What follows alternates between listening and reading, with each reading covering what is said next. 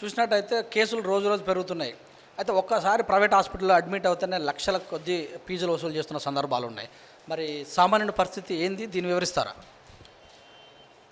Media, ప్రజలు, ప్రజాస్వామ్యవాదులందరూ కూడా ధ్వజమెత్తాల.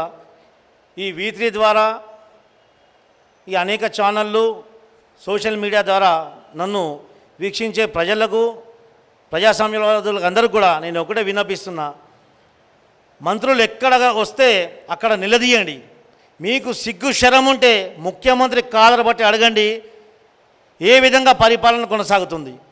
ఒక సామాన్య మధ్యతరగతి కుటుంబంలో ఒకడికి కరోనా వస్తే ఆయన పరిస్థితి ఏంది? ఈరోజు ఒకటి అపాడమిక్ డిసీజ్ యాక్ట్ 1897 అని చెప్పేసి, ఇది బ్రిటిష్ వారు ఉన్నటువంటి చట్టం. ఇది అపాడమిక్ డిసీజ్ యాక్ట్ 1897లో ఇది భారత ప్రభుత్వం మళ్ళీ ఇప్పుడు ప్రవేశపెట్టింది ఈ యొక్క కోవిడ్ సందర్భంగా.